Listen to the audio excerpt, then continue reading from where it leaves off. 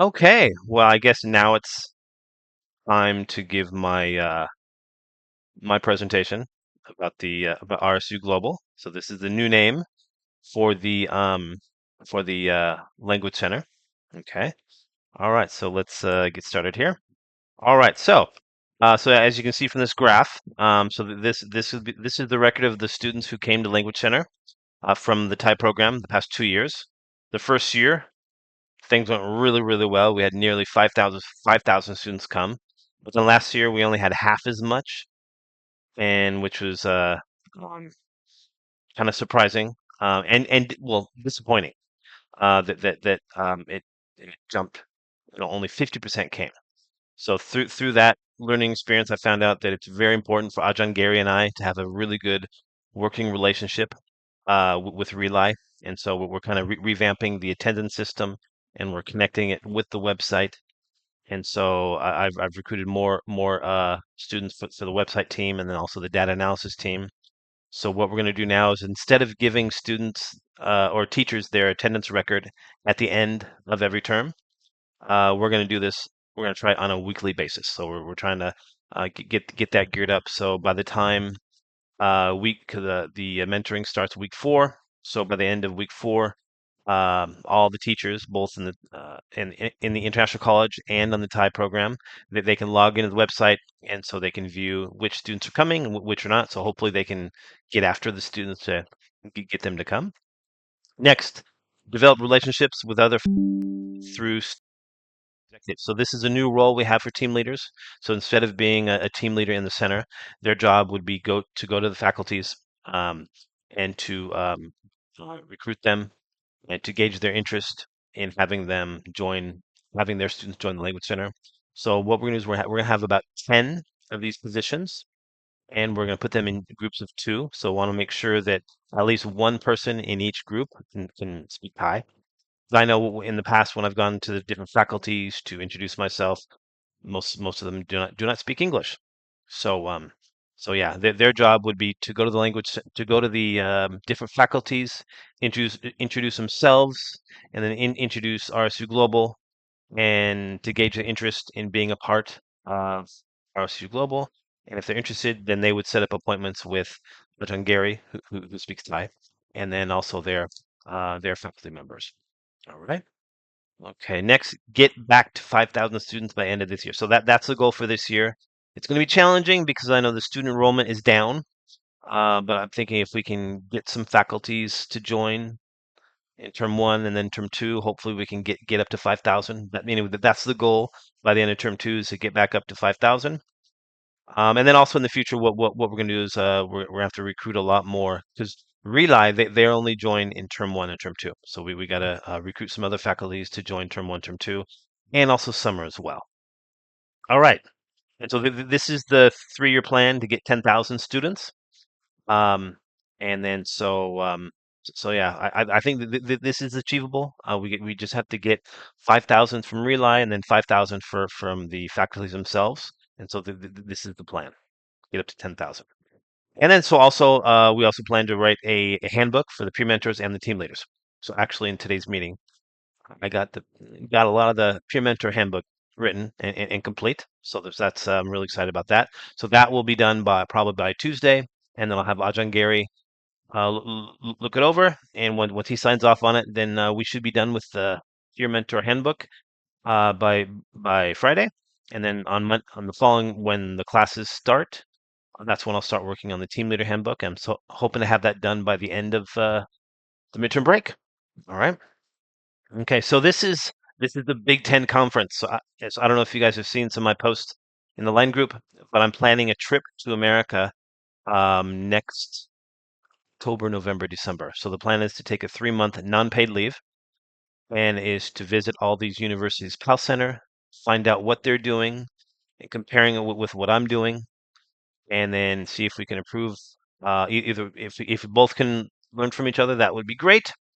Um, but yeah, I'll be doing an academic study. I'm applying for a research grant through the university, and so it's the research grant. The research institute, they've already signed off on it unofficially. They're saying that they think it's quote unquote I'm thinking outside of the box. So they're really excited about it. But officially, it won't get approved until next summer.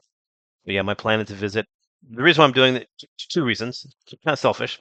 Um, for the love of college football and also the love of peer-assisted learning. So I think by going there, visiting these different universities Monday through Friday, and then on Saturdays go watch some football games on my own. I'm paying for that myself.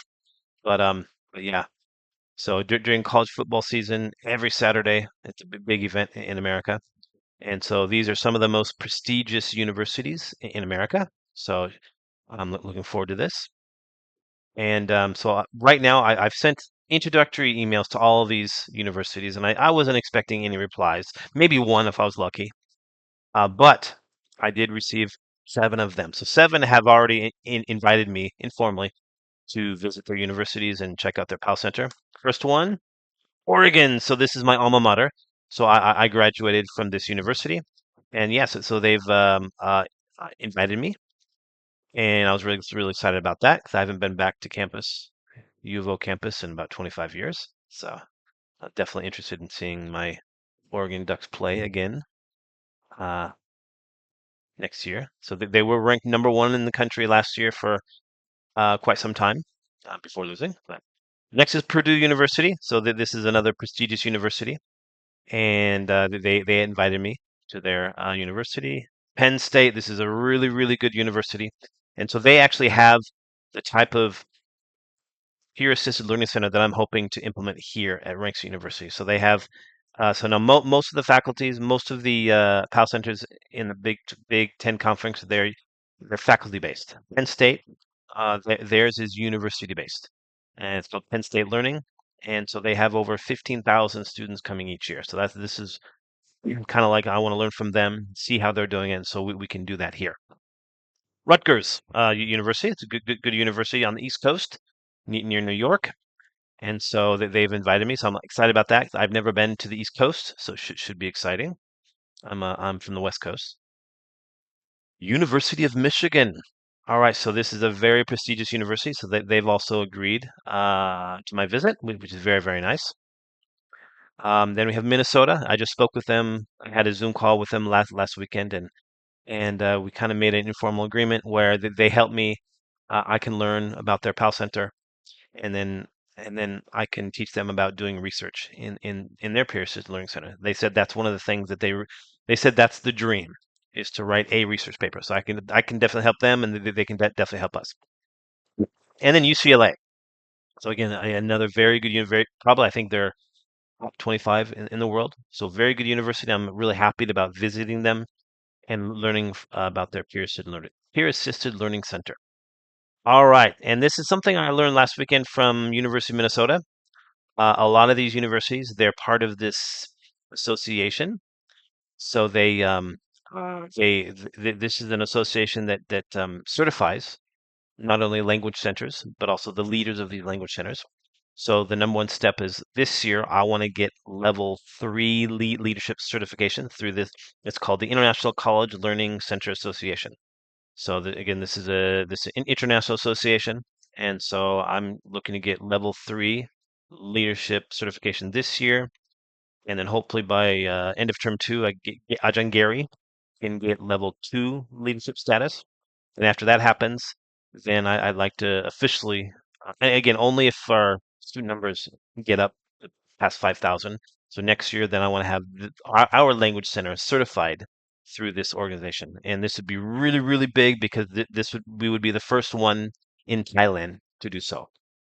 Um, so this is something I'm really excited about. Now research. Okay, so research. This is something the past 12 months we've really kind of geared up on, and at least geared up on in the language center.